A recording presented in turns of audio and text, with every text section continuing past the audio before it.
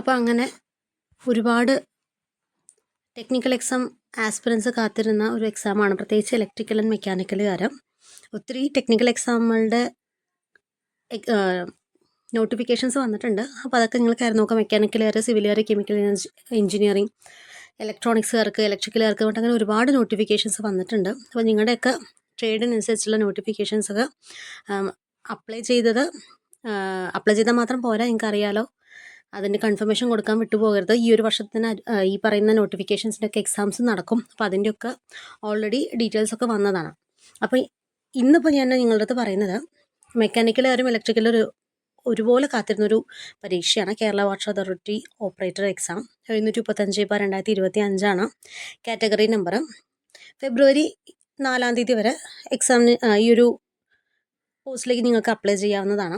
അപ്പോൾ അത് ലാസ്റ്റ് ഡേറ്റിന് വേണ്ടി കാത്തിരിക്കേണ്ട, എത്രയും വേഗം അപ്ലൈ ചെയ്താൽ അത്രയും നല്ലത്. പിന്നെ അറിയാമല്ലോ, ഫീസൊന്നുമില്ല. അപ്പോൾ അതുകൊണ്ട് നിങ്ങൾ കൂടുതൽ ആലോചിച്ചൊന്ന സമയം കളയണ്ട. നിങ്ങളുടെ ലാപ്ടോപ്പോ കമ്പ്യൂട്ടറിലോ എത്രയും വേഗം തന്നെ നിങ്ങളത് അപ്ലൈ ചെയ്യാം. ഇതിൻ്റെ ബേസിക് സാലറി 27,000 to 73,000 സംതിങ് ആണ് വരുന്നത്. ഒരു LD ക്ലർക്കിനുള്ള ബേസിക് സാലറിയേക്കാളും കൂടുതലാണ്. LD ക്ലർക്കിന് നല്ല വർക്കുണ്ട്. അതിനെ വെച്ച് കമ്പയർ ചെയ്യുന്ന സമയത്ത് ഇവിടെ വലിയ വർക്കില്ല. നിങ്ങൾക്ക് വളരെ സ്മൂത്തായിട്ട് പോകാൻ പറ്റുന്നൊരു നല്ലൊരു പോസ്റ്റാണ്. അപ്പം അതുകൊണ്ട് തന്നെ ഒന്ന് ആഞ്ഞ് ശ്രമിച്ചു കഴിഞ്ഞ് കഴിഞ്ഞാൽ നിങ്ങൾക്ക് കിട്ടുകയും ചെയ്യും. അപ്പം അതുകൊണ്ട് ആരും ഈ ഒരു എക്സാം എഴുതാൻ വിട്ടുപോകരുത് കേട്ടോ. അപ്പോൾ ഡയറക്റ്റ് റിക്രൂട്ട്മെൻ്റ് ആണ്.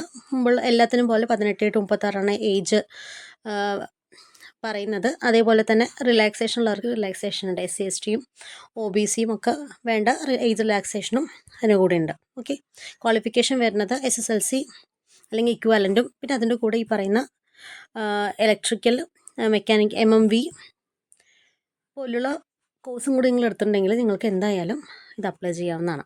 ഓക്കെ, അപ്പോൾ എക്സാമിനേഷന് വേണ്ടിയിട്ട് നന്നായിട്ട് പ്രിപ്പയർ ചെയ്യുക. എത്രയും വേഗം വരുമെന്നുള്ള കാര്യം നിങ്ങൾക്ക് അറിയാം.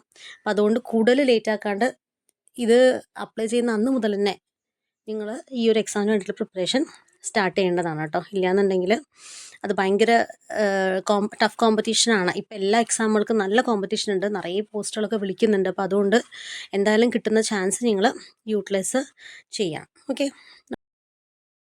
അപ്പോൾ നിങ്ങളുടെ എക്സാമിനേഷൻ ഷെഡ്യൂൾ വന്നിരിക്കുന്നത് ഓഗസ്റ്റ് ഒക്ടോബർ ആ മാസത്തിലാണ് കേട്ടോ. അപ്പോൾ അതുകൊണ്ട് ടൈമുണ്ട്. ഈ ടൈം നന്നായിട്ട് യൂട്ടിലൈസ് ചെയ്യുക. ഏതെങ്കിലും ഒരു കോച്ചിങ് എടുക്കുക, അല്ലെങ്കിൽ നിങ്ങളെ കൊണ്ട് ഒറ്റയ്ക്ക് പഠിക്കാനാവുന്നുണ്ടെങ്കിൽ അങ്ങനെ പ്രീവിയസ് ക്വസ്റ്റ്യൻ പേപ്പേഴ്സും പ്രീവിയസ് സിലബസൊക്കെ കയ്യിൽ വെച്ചിട്ട് പ്രിപ്പയർ ചെയ്ത് തുടങ്ങുക. ഒന്ന് ആഞ്ഞു പിടിച്ച് കഴിഞ്ഞാൽ കിട്ടാത്തതായിട്ടൊന്നുമില്ല. ഈ സമയം തന്നെ ധാരാളം. എല്ലാവർക്കും ഈ ഒരേ സമയം തന്നെയാണല്ലോ കിട്ടുന്നത്. അപ്പോൾ അതുകൊണ്ട് എല്ലാവരും ഒപ്പം തന്നെ പഠിക്കുള്ളൂ. പുതിയ ആൾക്കാരുണ്ടാവും, മുമ്പത്തെ എക്സാം കിട്ടാതെ വന്ന ആൾക്കാരുണ്ടാവും. അപ്പോൾ പല തരത്തിലുള്ള ആൾക്കാരുണ്ടാവും. നിങ്ങളുടെ എഫേർട്ട് പോലെ ഉണ്ടാവും. ഇത് നന്നായിട്ട് ഈ ഒരു ടൈം യൂട്ടിലൈസ് ചെയ്ത് കഴിഞ്ഞാൽ ഉറപ്പായിട്ട് ഈ ജോലി നിങ്ങളുടെ കയ്യിലുണ്ടാവും. ഓക്കെ, അപ്പോൾ എല്ലാവർക്കും ഓൾ ദ വെരി ബെസ്റ്റ്. നല്ല രീതിയിൽ എക്സാമിനേഷൻസും പ്രിപ്പയർ ചെയ്യും. Thank you.